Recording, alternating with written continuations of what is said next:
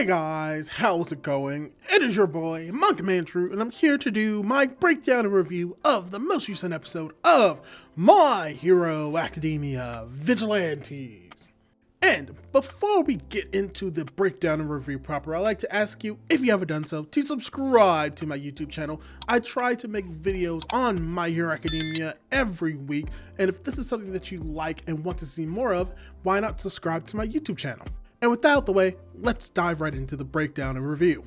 And to start off, this episode is titled Makoto/Truth, which takes its name from Manga Chapter 13, as this episode covers material from chapters 12 and 13. Also, in reference to the title itself as well as this anime episode, the anime actually changes part of the intro segment that sets up the definition of what a vigilante is, but in this episode changes it to define what a professional is, and how this all ties into the main focus of this episode, which is the introduction of Makoto. And speaking of introductions, the episode begins with the sequence of Koichi in class, which is slightly expanded upon in the anime, as well as we do get to see the meeting up with Makoto for the first time in this episode when it comes to Koichi's relationship with her. And how later on in the episode, we do learn that her name is Makoto Tsukachi, which indicates that she is the younger sibling of Naomasa Tsukachi,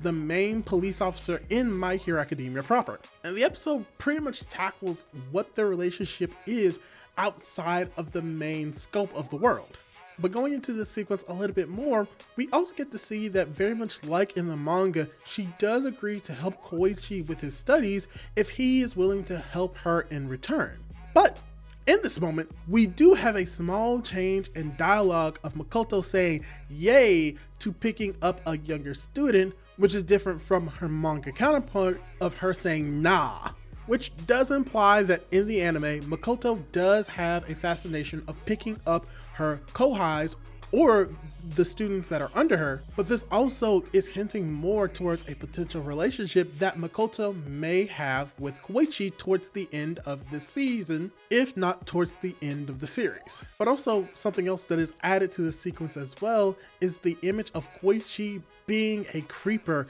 and being a lot more menacing and creepy than what he believes himself to be. So this just shows how the anime really likes to add small little flourishes to really add to the anime and the story. But after that sequence and a slight change in the anime OP, we get an extended sequence of Pop Step panicking as she sees both Koichi and Makoto coming back as she has snuck into Koichi's place. And not only was this sequence expanded a little bit more from the manga and the anime, but the anime does add multiple sequences of Pop Step peeking through the curtain as Koichi as well as Makoto are talking about and having a pseudo date when it comes to the policies and the understanding of what created vigilantes and hero society as a whole, which is not in the manga, but it really adds to the type of person that Pop Step is when it comes to her relationship with Koichi and how she can get easily jealous by individuals who may or may not be getting too close to the person that she cares about most likely the most. But going more into the sequence that Koichi has with Makoto,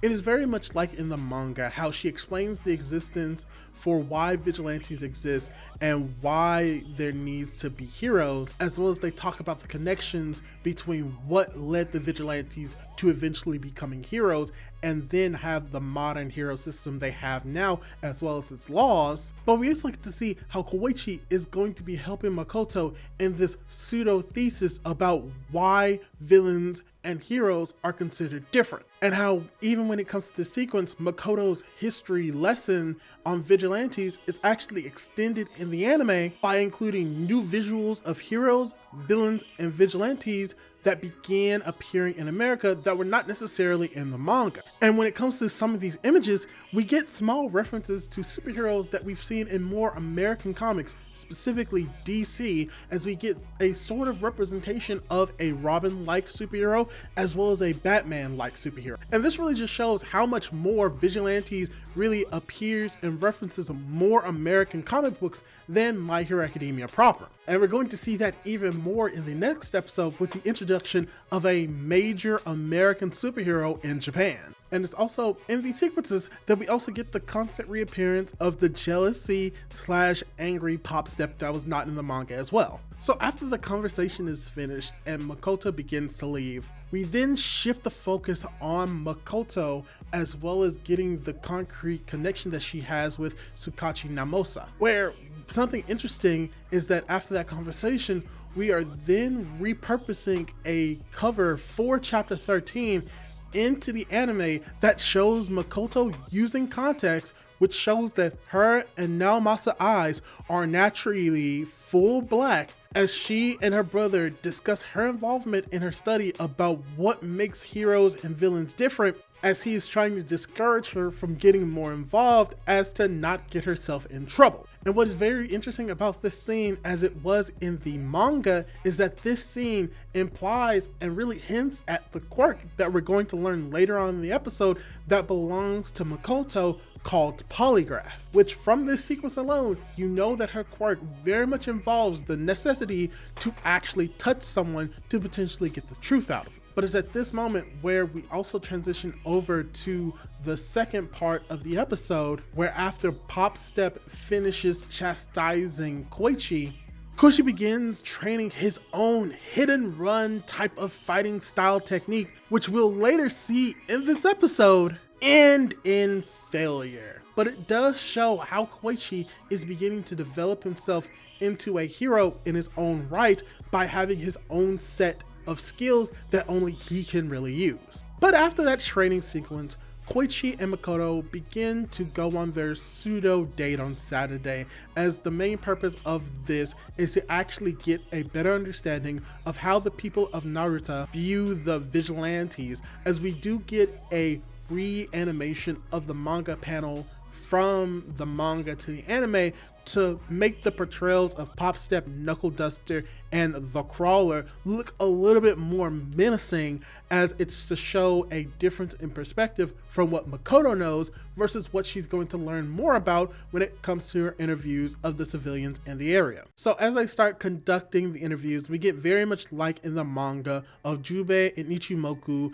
coming in and giving their own thoughts about the vigilantes, all three of them, while slight jabbing and teasing, hinting at the idea that Koichi is one of the vigilantes and is just giving him a hard time about it. And very much like in the manga, we see in the anime of the people that they interview, which is pretty much the same, with a little bit more animation and a little bit more background images, so it doesn't just look very sterile. As well as we get to see that they actually get to interview Queen, which is very much what was in the manga, but also the fact that she's the one that brings up the old man walking around really just shows the connection that they are going to be having, most likely ending off the season. But as I finish the interview and as we're getting towards the end of the episode, we get to see that they begin to compile the data and showing how Knuckle Duster is very much scary, Koichi as the Crawler is very creepy, and Pop Step is just butts. But as they are compiling that data,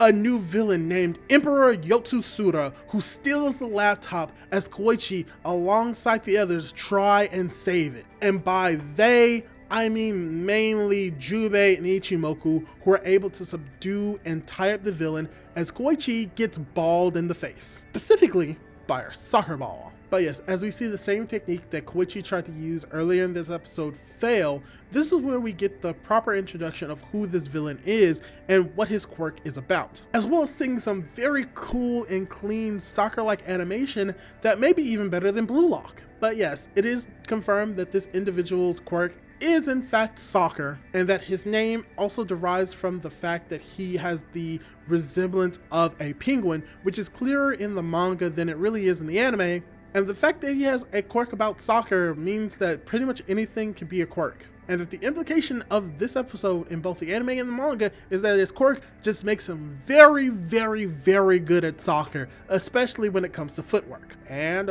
that's about it.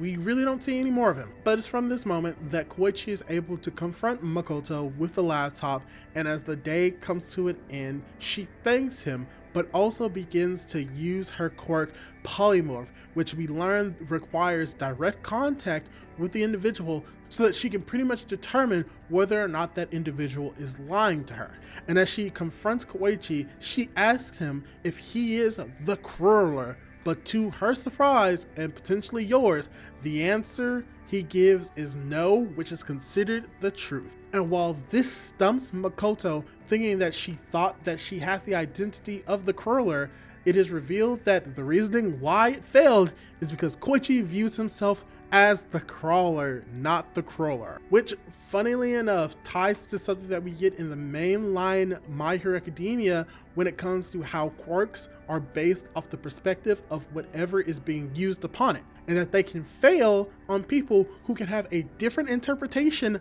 of what is true and what is the world, which could cause quirks to malfunction and backfire even on the user. I'm looking at you, Stars and Stripes. But anyway, that is pretty much my breakdown and review of this episode. I think that this was a very solid episode, a very enjoyable segment of slice of life manga, which is what Vigilantes probably does best in. But hey, that's just my thoughts. The animation was also great. Everything about this episode was great. But let me ask you this. What did you think of the episode? Did you like it? Did you dislike it? And do you think that the animation of the penguin is better soccer and football animation than Blue Lock? Leave your thoughts down below. And don't forget to subscribe to my YouTube channel for more content like this. Do all that cool jazz, and hopefully I'll be able to catch you in my next video. Goodbye!